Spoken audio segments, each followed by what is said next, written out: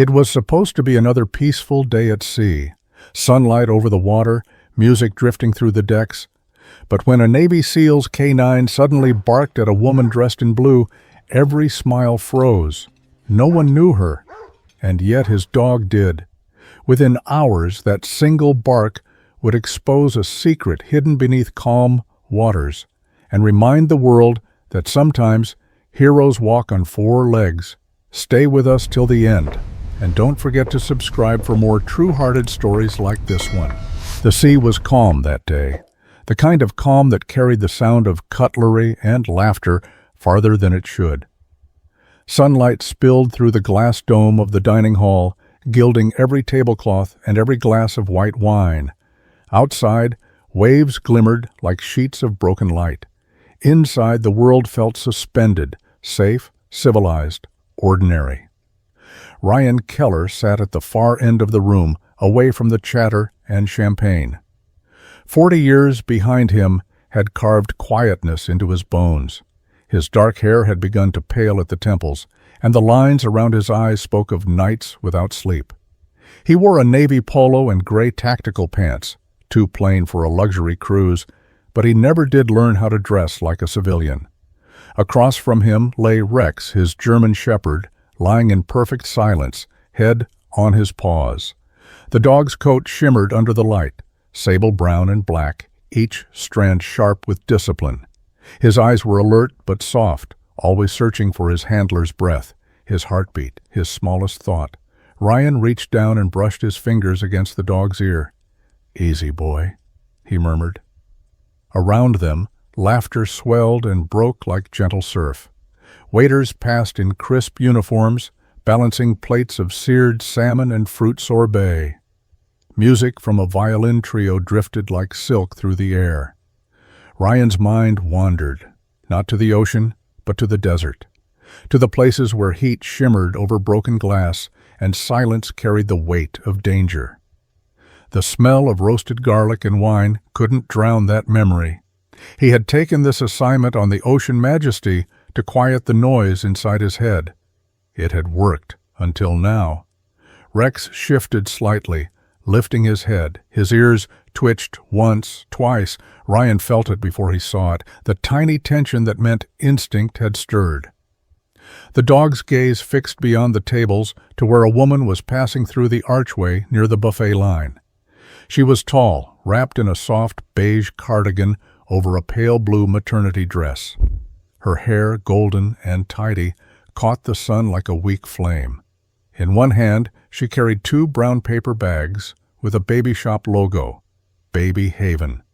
She moved slowly, each step careful, deliberate, as if she carried something fragile.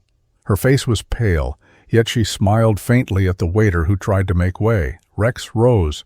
No sound yet, only the stillness of a spring that had found its mark. Then, from deep in his chest, came a single bark, sharp, commanding, impossible to mistake. The hall froze. Forks paused mid-air. Heads turned. The violinist stopped mid-note. Ryan's chair scraped softly as he stood, his hand on the leash, though Rex didn't need one. The dog barked again, louder, a sound that didn't belong in a dining room made of glass and laughter. "Rex," Ryan said quietly, "stay." But Rex didn't move back. His body trembled, every muscle drawn tight, eyes fixed on the woman in blue. The woman gasped, clutching her belly. "Please, make him stop!" Her voice cracked with something rawer than fear.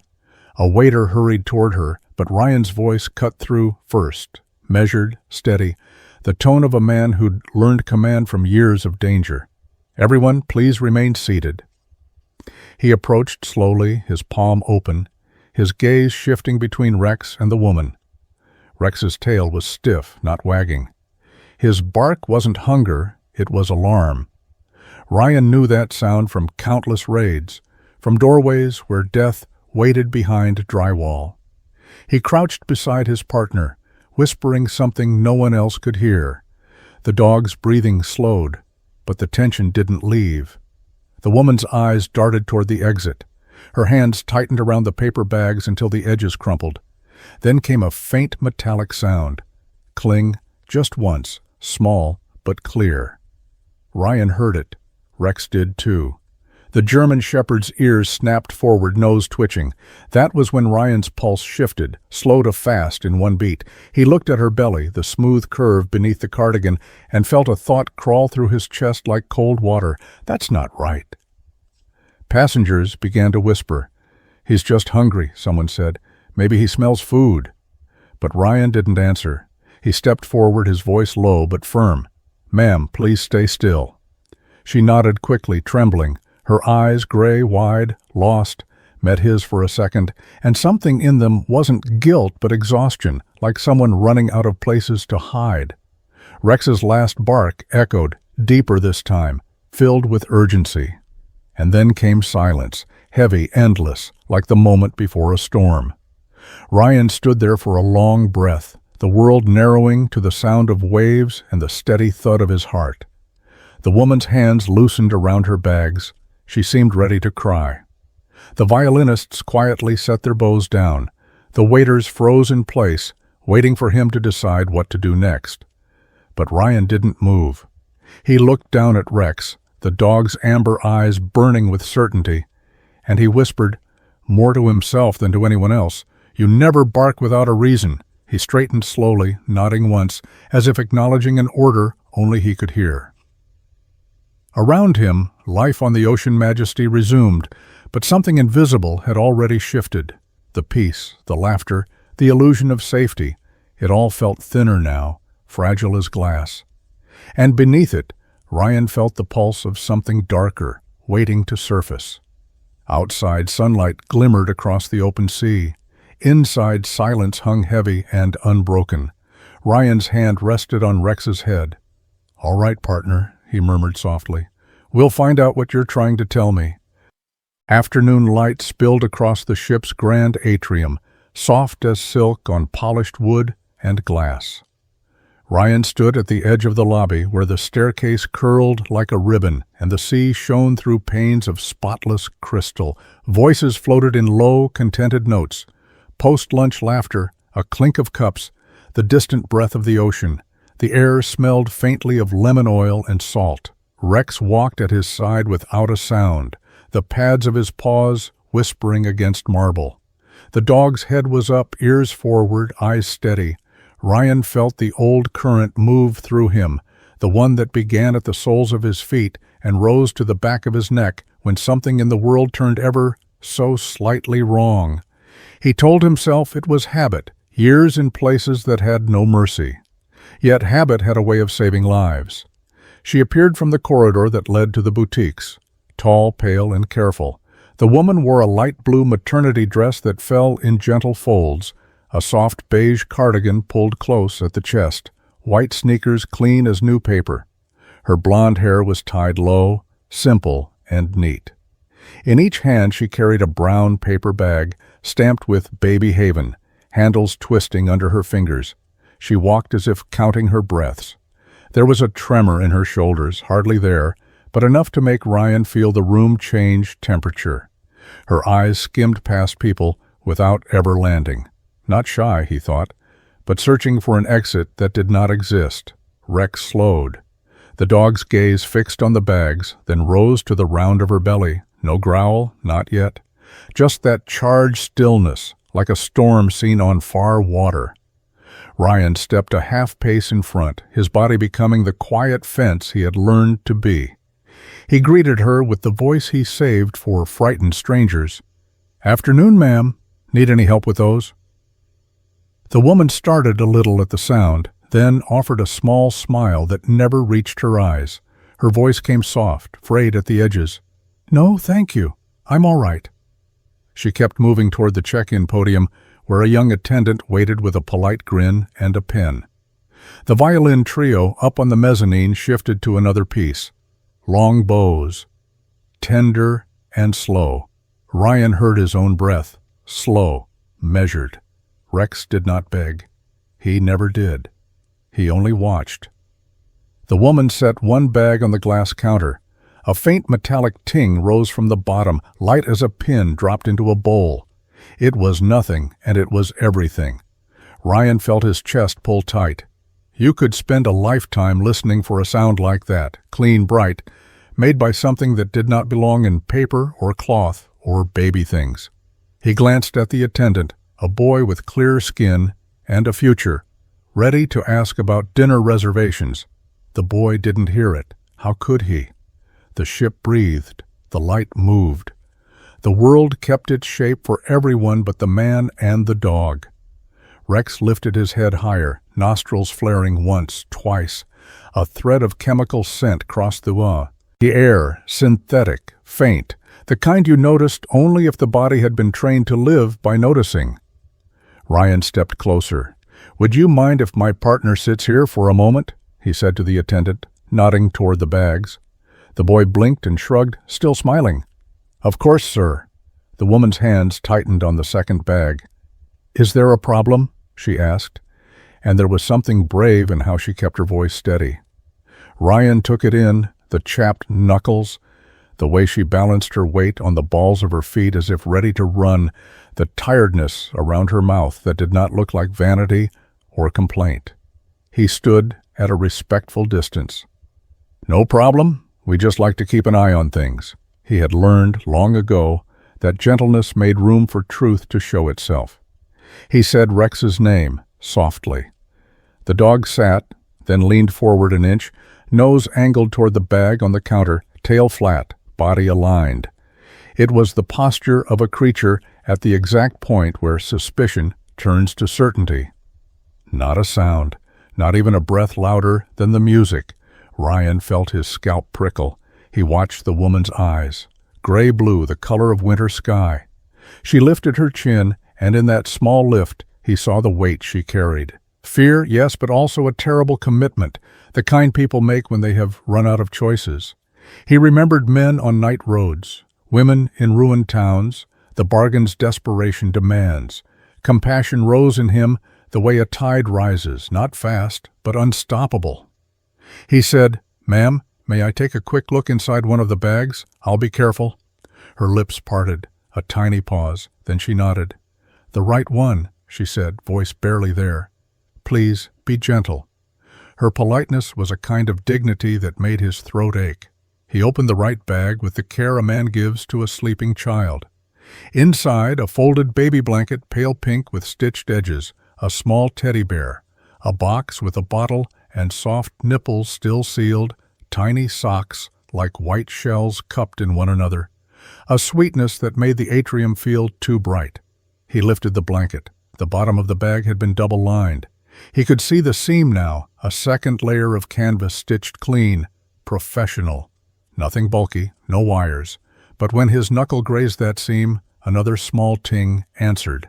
He glanced at the boy. "Could we set this on the desk, please?" The attendant slid a square inspection tray forward. Ryan placed the bag on the glass, fingers light. He didn't push, he didn't pry. He simply listened, to the air, to the music, to the dog, whose head had tilted in that exact way he had seen in doorways and alleys and dusty rooms where bad things waited behind good paint. The woman shifted her stance. The second bag swung slightly in her left hand. It made no sound. Her belly rose and fell slowly, a careful rhythm. Ryan felt the urge to offer her a chair, a glass of water, a way out of the gaze of the room, but eyes had already turned. People sensed when a story chose a place to break open.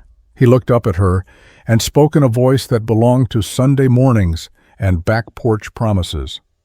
"We'll keep this simple. No one's in trouble. My partner heard something I couldn't ignore." Her gaze met his. For a heartbeat, she looked as if she might cry. Then she swallowed the tears and lifted her chin again. "All right," she whispered. "But please, don't let him bark. It scares people." Ryan almost smiled. "He only barks when the world needs to listen."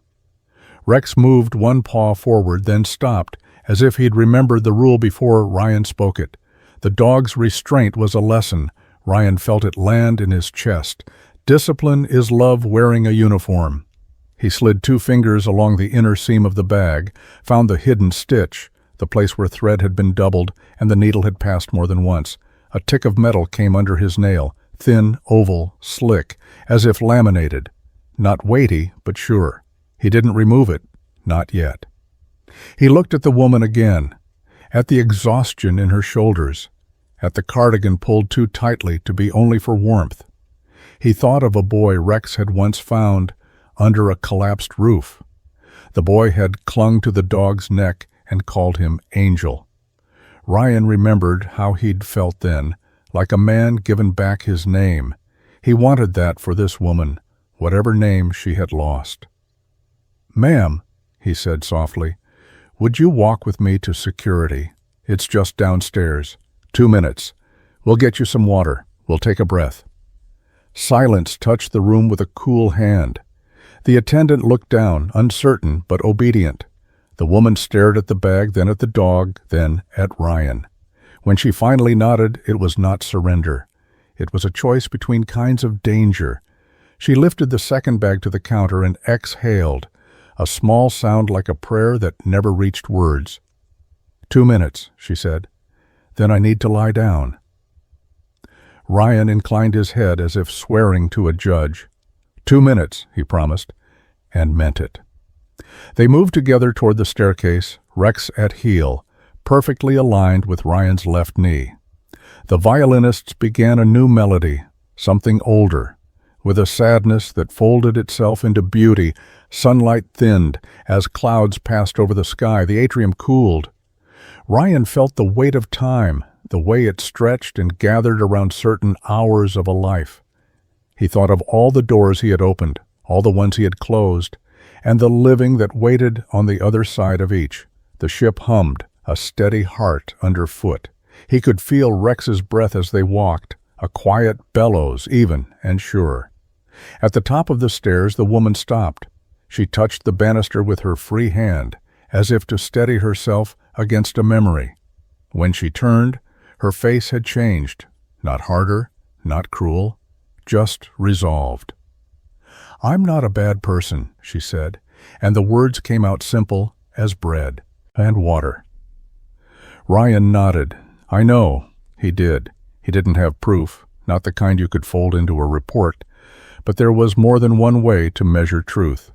Rex looked between them, then back down the stairs, waiting for the command that would carry all three into whatever came next. They descended. The lobby resumed its gentle music, its conversations. Laughter rose again, brittle at first, then easy. The world reassembled itself. Plates, linens, light. But Ryan felt the seam beneath it, the hidden stitch that held more than paper. When the door to security opened and the cooler air of the lower deck touched his face, he thought of grace, how it sometimes arrives in time, and sometimes it arrives disguised, asking you to trust a dog's silence and a stranger's trembling hands. He pressed his palm briefly to Rex's shoulder, a word without sound. The dog leaned into the touch and steadied him, as always. 2 minutes, Ryan repeated. The woman nodded. Somewhere above them, a gull cried against the wind, a thin solitary sound. The ship moved forward, carrying all their secrets the way a body carries its heart, hidden, beating, necessary. And in the quiet of that lower hallway, Ryan believed for a moment that mercy could find them before the storm did. The light on the lower deck was dimmer, filtered through steel and quiet. Ryan walked beside the woman down the narrow corridor where the hum of the engines became the ship's slow heartbeat. The air smelled faintly of salt and cleaning fluid. Every step echoed softly like whispers in a chapel. Rex followed close, tail low, eyes steady. His breath was calm, but his gaze never left the woman's midsection. Ryan opened the door marked Security Inspection, a small room lined with scanners and metal counters. The walls seemed to hold their own silence, the kind that waited for truth. The woman hesitated on the threshold. Her hands trembled as she set her paper bags on the counter.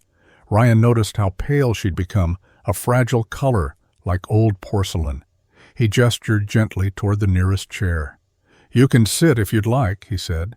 She nodded, lowering herself slowly. When she spoke, her voice barely rose above the hum of the ventilation. "It's just baby things. I told you."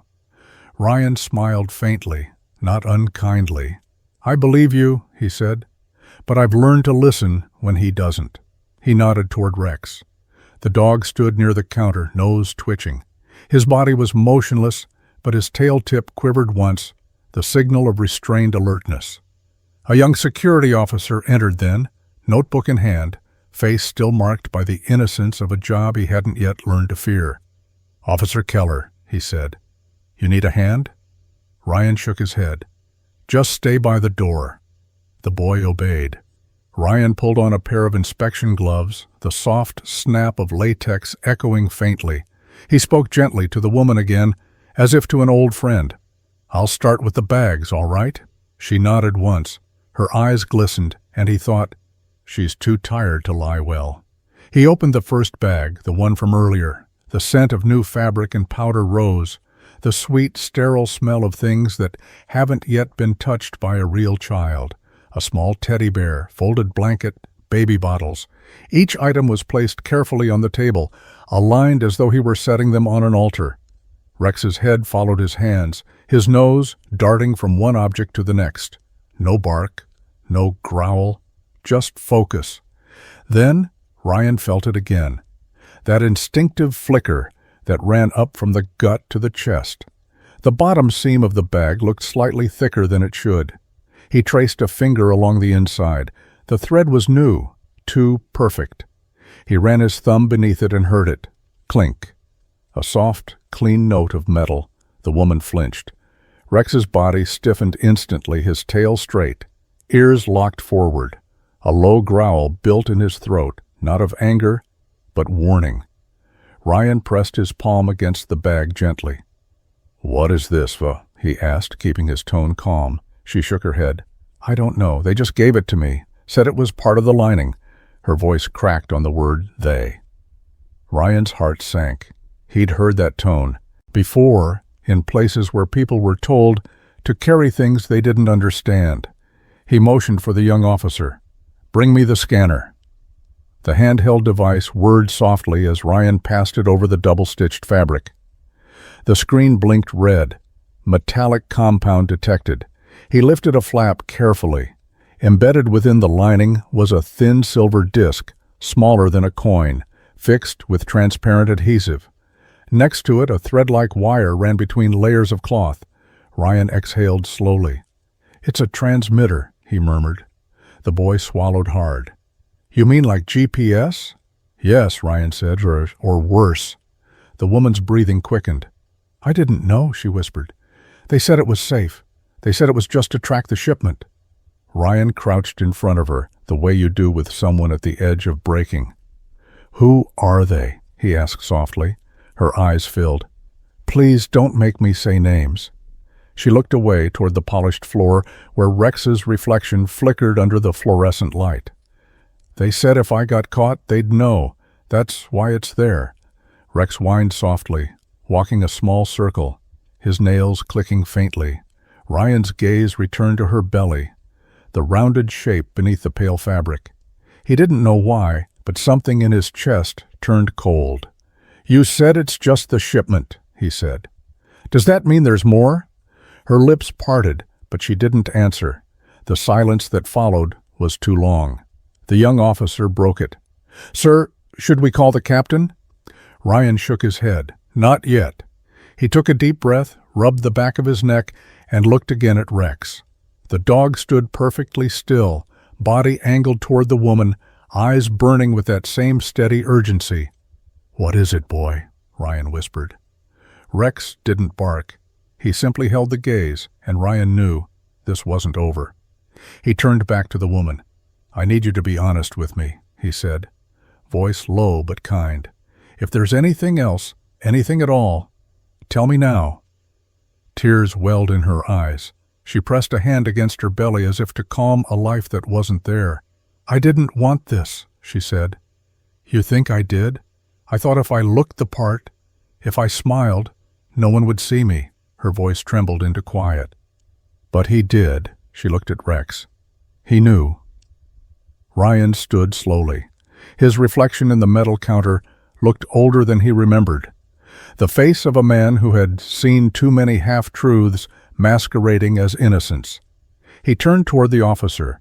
"We'll isolate the transmitter. Send it to communications. Keep this between us for now." The boy nodded and stepped out. Ryan pulled out his radio, then hesitated. He looked once more at the woman, her shaking hands, the exhaustion that hung on her like a second skin. "You're safe here," he said quietly. "No one's going to hurt you." But in the corner of his mind a darker thought whispered, "Not yet." When the door closed, the room fell into soft stillness again. Rex leaned his head against Ryan's leg, eyes never leaving the woman. Ryan rested a hand on his partner's neck, feeling the warmth of life under his palm. "Good work," he said, though his voice carried no triumph, because in that moment he understood. This wasn't just about contraband, it was about control, the invisible kind that follows the desperate. He looked once more at the hidden chip gleaming faintly under the scanner light, then at the woman holding her stomach, as if guarding a secret she didn't own. Outside, the ship's horn sounded faintly, a long, distant call through mist, the kind of sound that carried memory.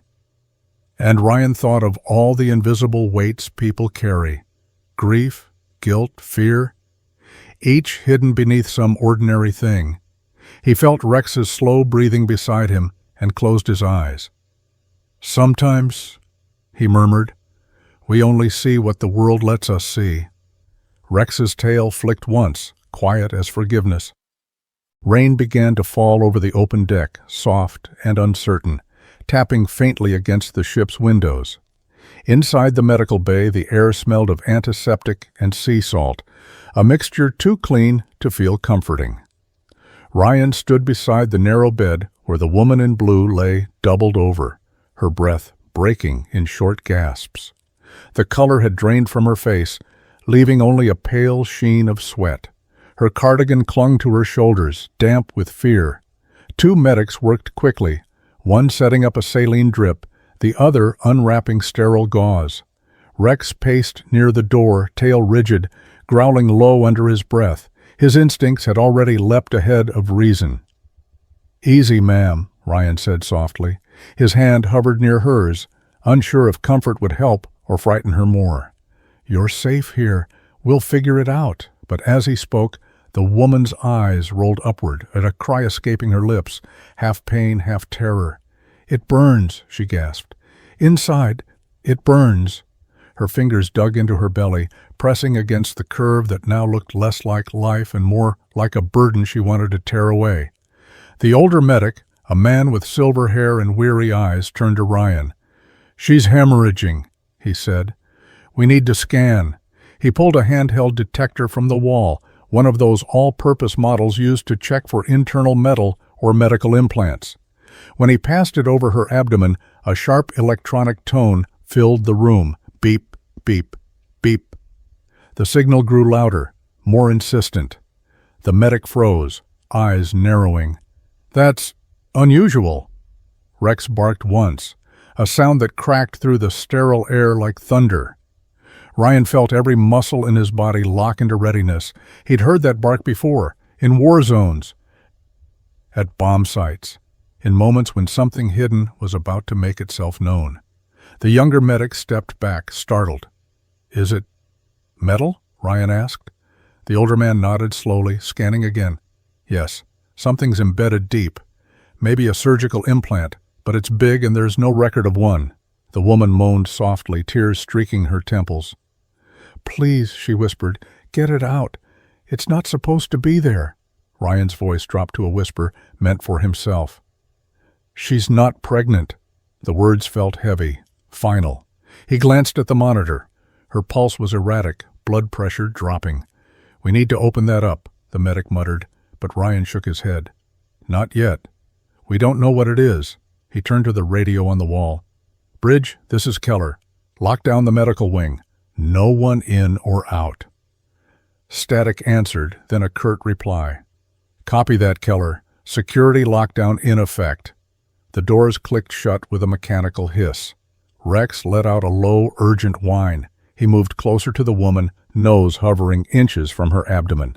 The sound of his breathing filled the room, deep and deliberate. Then he let out a short, sharp sound, not a bark, but something more primal, the kind of sound a creature makes when instinct collides with fear. Ryan knelt beside him. "What is it, buddy?" he whispered. Rex's eyes met his, golden, clear, unwavering. Ryan recognized the look, the same one from years ago when they'd searched a safe house filled with IEDs hidden in children's toys. The same silent plea, "Trust me." He turned back to the woman. She was shaking violently now, her hands clutching the sheets. "Tell me," he said gently, "what did they make you carry?" She shook her head, sobbing. "I don't know," she whispered. "They said it was medicine. They lied. Please, don't let me die like this." Her voice splintered into small, broken breaths. Ryan pressed her hand once, steady and human. "You won't." He looked at the medics. "Prep for emergency containment. Anything we don't recognize. Treat it as chemical hazard." One of the medics hesitated. "Sir, this is a passenger." "And I'm telling you," Ryan interrupted quietly, "she's more than that." Outside, thunder rolled, distant but growing. The fluorescent lights flickered once, briefly dimming. The ship's steady hum deepened into a groan as waves struck the hull. It felt as though the world itself was holding its breath. The senior medic slid a scanner beneath her back, adjusting the monitor. The image formed, gray shapes, shadow, and light. Then something foreign, small metallic compartments, irregularly shaped, layered where no living tissue should be. The medic's mouth tightened. "That's not a child," he said. "That's synthetic. Looks like sealed containers, possibly filled." Ryan's pulse slowed to that old measured rhythm, battle calm. "Could it detonate?" he asked. The medic shook his head faintly. "I don't think so. But if any of those rupture, she's done." The woman convulsed once more, crying out, "It's moving! God, it's moving!"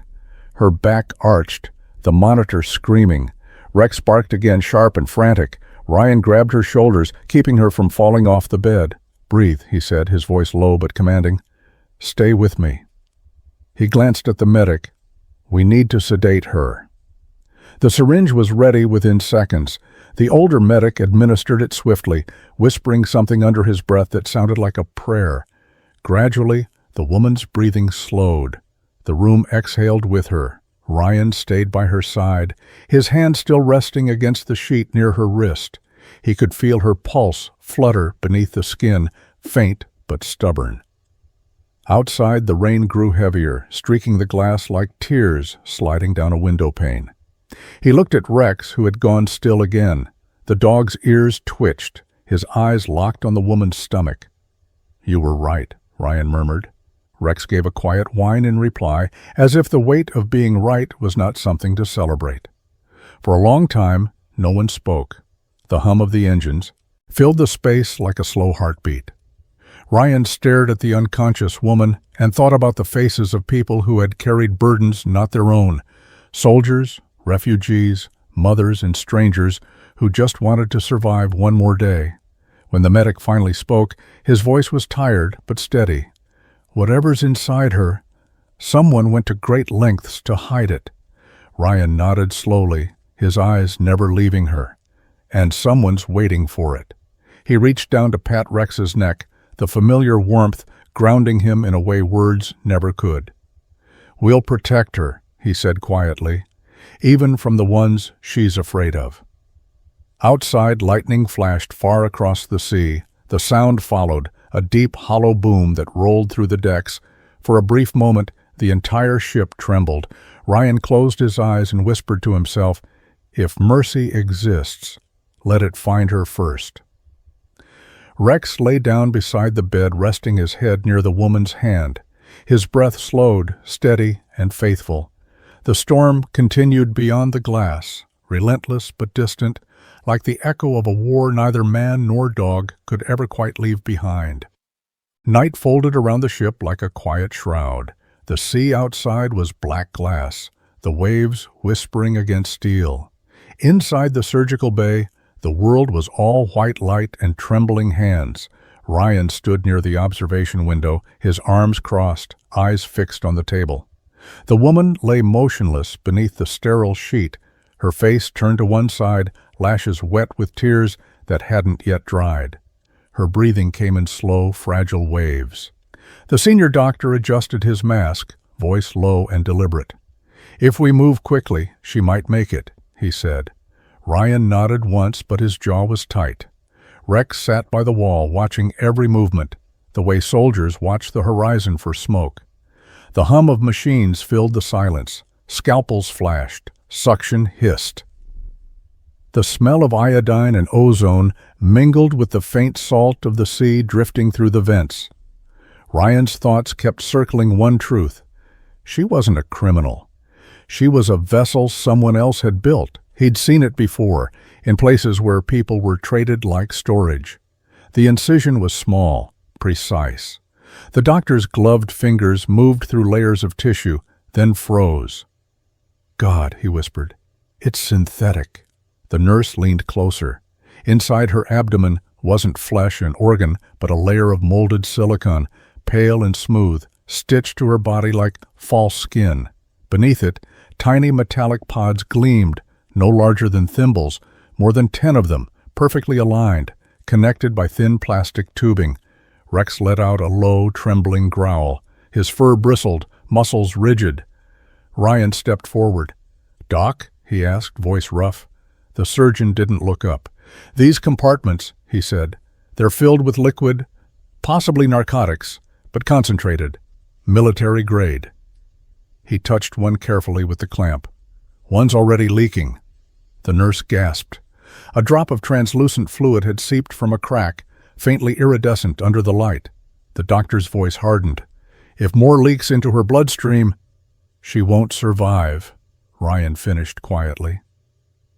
The doctor nodded grimly. He reached for a syringe, draining the fluid with practiced precision. Every motion was cautious, reverent. Sweat formed along his temple, catching the glare of the lamp. Rex whined softly, pawing at the floor as if to steady himself. Ryan could feel the dog's unease through his own bones. Minutes passed like hours. Then the final pod came free. The doctor placed it on a tray, metal clinking faintly. He exhaled, shaking his head. "They built this like a womb," he murmured. "She's been carrying poison like it was life." Ryan stared at the tray. The pods lay there like seeds of ruin, shining cold under the surgical light.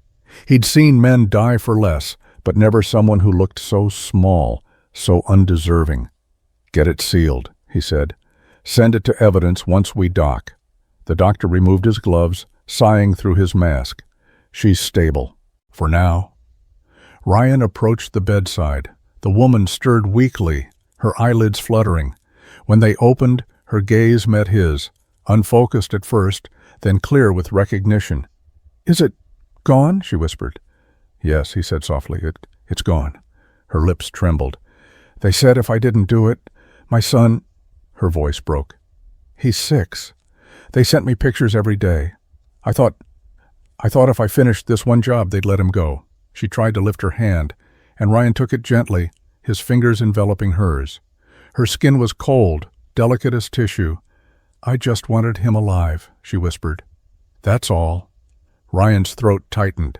He glanced at Rex, who had moved closer to the bed. The dog's eyes glowed in the dim light, steady and sorrowful. Ryan remembered men he'd served with, men who'd made impossible choices to protect something pure. The woman's tears slid down the side of her face, catching the light like tiny mirrors. "You did what you had to," he said finally. His voice was low, not as comfort, but as truth. "You tried to save your child. That doesn't make you one of them," she sobbed quietly, clutching his hand. "But it killed others," she said. "They said people would die if it leaked. Did I—" "No," Ryan interrupted softly. "You didn't." He didn't tell her about the leaking pod, the way the doctor's gloves had trembled. Some truths only deepened the wound. Rex lifted his head onto the edge of the bed. The woman reached out her trembling fingers, brushing the top of his muzzle. "He knew," she whispered, smiling faintly through tears. "He knew it wasn't real. Not a baby." Her voice quivered, half gratitude, half grief. Ryan swallowed hard. "He's trained to protect life," he said. "Sometimes that means seeing what others can't." The doctor returned, wiping his brow. "She'll live," he said. "But she needs rest and antibiotics. Her body's been poisoned." He glanced at Ryan, lowering his tone. "Whatever organization did this, they didn't just use her, they built her." Ryan nodded. He already knew. He'd seen that same emptiness in the eyes of trafficked couriers, in civilians forced into wars they didn't start. It was the same sin, power without mercy. He looked back at the woman, now drifting into sleep. "We'll find your son," he said quietly. "That's a promise." The doctor looked up, surprised, but Ryan didn't notice. He was watching Rex. The dog's ears twitched once, and in that small movement, Ryan felt something like agreement, an unspoken vow. Outside, the rain eased into mist. The storm had passed, leaving only the low rhythm of the ocean. Ryan stood for a long while beside the bed, listening to her breathing, the fragile sound of a life reclaimed. He thought of how love drives people to carry impossible things, a secret, a sin, a synthetic womb full of death, all in the name of someone they can't bear to lose. And he knew with quiet certainty that mercy is not weakness. It is courage in its gentlest form. Night had deepened over the ocean, silvered by the moon. The ship cut through the dark water like a slow blade, its lights trembling against the waves. Ryan walked along the outer deck, the cold wind tugging at his collar. The sea always brought back memories, men lost to storms, to silence, to choices made in dim corridors like this.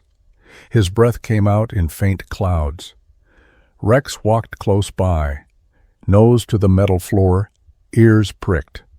The air smelled faintly of oil and salt, but beneath that was something sharper, adrenaline, fear, and the scent of deceit. Inside the security control room, monitors flickered with static. The ship's corridors glowed faintly green under night vision. A young technician pointed at a screen. "There," he said. "Cargo hold C7.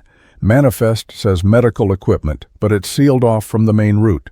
Ryan studied the feed. A lone figure walking near the storage bay, carrying a tablet. A dark suit, too crisp for a crewman. "That's him," Ryan murmured. "Victor." Victor Legrand, 53, French passport, businessman on paper, ghost in practice. Ryan remembered his name from briefings years ago, the kind of man who sold mercy like a product. His face on the screen was calm, almost polite.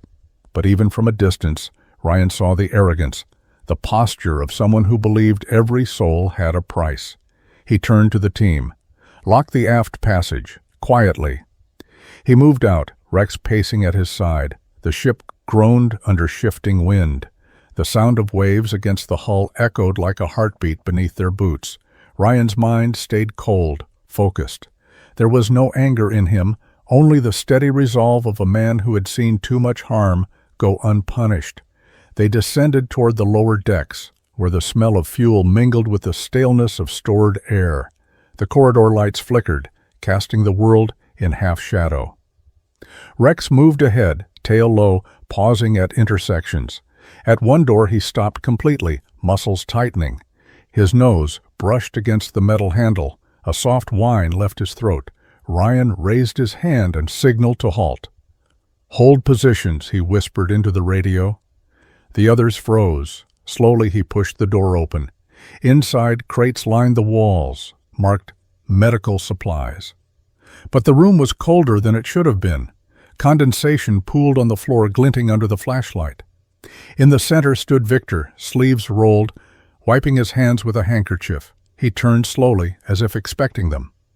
"Mr. Keller," he said smoothly, accent soft, voice too calm. "You should have stayed out of this. You're not the Navy anymore." Ryan's hand rested on his sidearm, but he didn't draw it. "No," he said quietly, "but I still know the smell of blood when it hides behind perfume." Victor smiled. "You think you've saved her? There are more. Dozens. Some already ashore." His tone was light, almost pitying. You can't stop hunger, Mr. Keller. People will always sell their pain. Rex growled, deep, guttural, ancient. It wasn't threat, it was judgment. Ryan stepped closer. Where are the others? Victor shrugged. Why ask me? Ask the ones who buy. Before Ryan could respond, Rex jerked his head toward the left. A muffled noise, a gasp. Ryan turned his flashlight. Behind the crates, another woman sat bound to a chair. Her belly, like the first woman's, was swollen unnaturally beneath thin fabric, her eyes wide, filled with silent terror. Get the medics, Ryan ordered, voice steady. He moved toward her, but Victor lunged, knocking over a crate. Glass shattered. The scent of chemicals filled the air. Rex sprang forward in a blur, not violence, but precision. The dog's weight hit Victor square in the chest, forcing him back against the wall.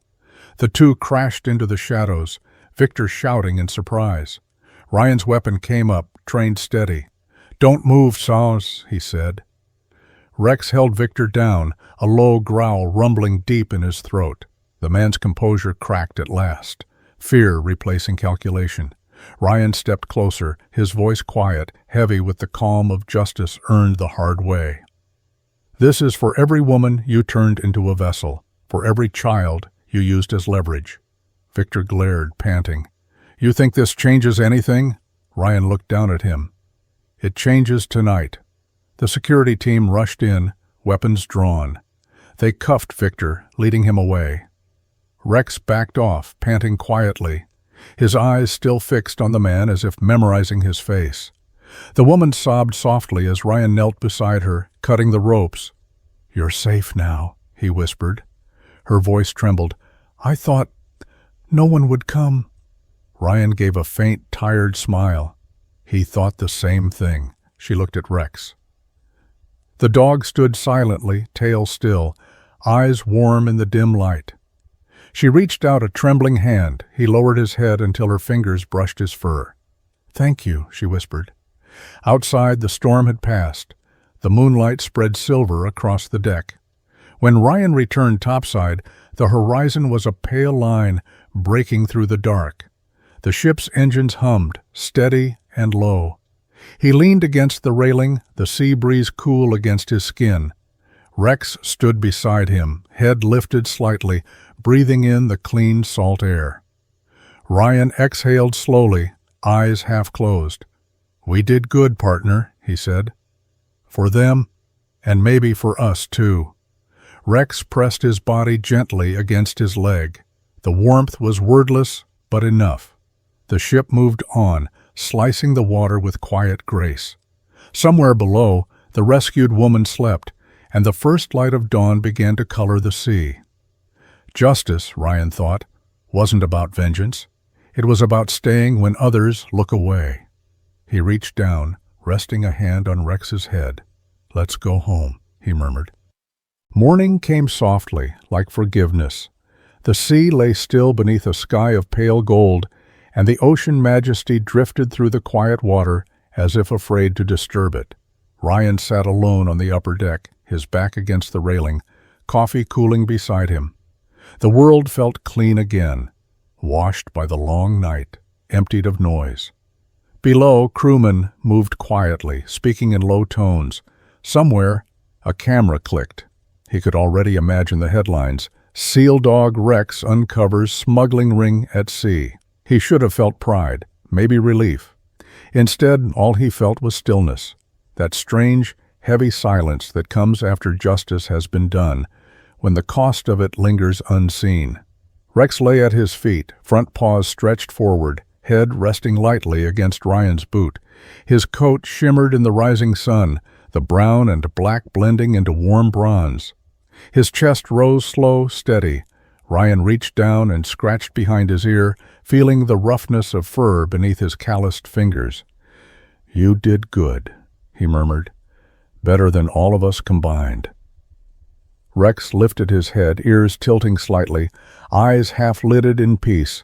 He didn't understand words, only tone, the low gravity in his handler's voice, the quiet ache beneath it. Ryan smiled faintly. You always know when I'm not saying everything, don't you? He looked out toward the horizon, where the sunlight broke into trembling lines across the water. Seagulls wheeled above, calling softly. Somewhere below deck, the rescued women were resting. One had asked to see him before disembarking, but Ryan had declined. He'd already said all he needed to say. Some goodbyes were meant to be silent. His thoughts wandered to the little boy she'd spoken of, the one waiting somewhere inland, held hostage by men who had turned love into leverage.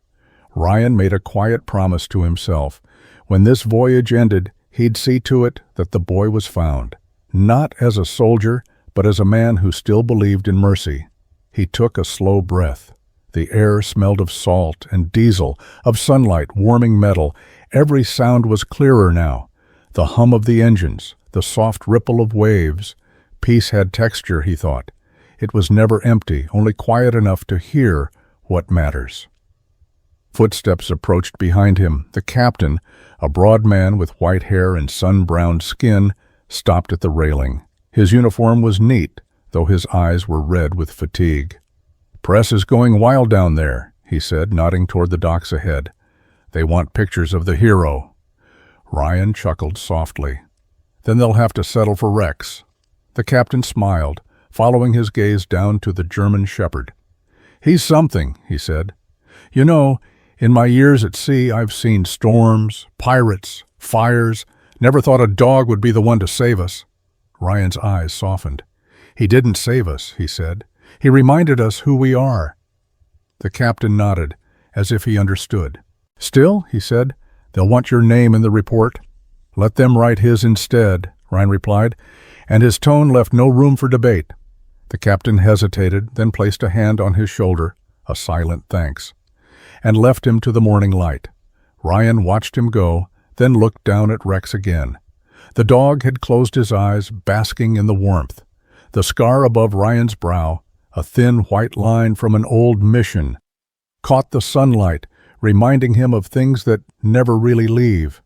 He thought about all the noise in the world, the greed, the cruelty, the blind running from truth, and how somehow this animal had cut through all of it with nothing but instinct and faith. He leaned forward slightly, resting his elbows on his knees. "You're not just a dog," he said quietly. "You're what's left of what's good." Rex opened his eyes then, just enough to meet his gaze.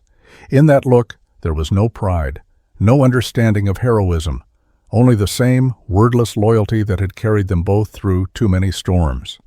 He shifted closer, laying his head on Ryan's leg. Ryan smiled, his throat tight.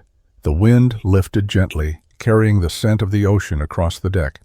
Somewhere, church bells rang from the distant shore, faint, hollow, like a prayer whispered over the sea. He whispered into the breeze, not to anyone in particular, "Maybe God still sends angels. Sometimes they just walk on 4 legs." For a moment the light caught on the edge of his cup, flashing like a medal he'd never asked for. Then the moment passed. He leaned back, eyes half closed, listening to the rhythm of the ship, to Rex's slow breathing, to the quiet song of a world briefly at peace. When the dock finally came into view, voices and cameras rose from below. Reporters waited, their flashes like lightning in daylight. Ryan stood, brushed the fur from his hands, and smiled faintly. "Ready to face the world again, partner?" Rex gave a short, low bark, a single note certain and calm. They walked together toward the stairwell, sunlight at their backs, the sea shining all around them. Sometimes miracles don't come with thunder or angels. They arrive quietly through a loyal dog, a stranger's kindness, or a second chance we never expected. In a world where many of us battle sickness, loneliness, or simply the weight of time, may this story remind you that God still walks beside us, often in the gentlest forms. If it touched your heart, share it with someone who might need hope tonight. Leave a comment, subscribe, and may the Lord bless you with peace, strength, and comfort wherever you are watching from.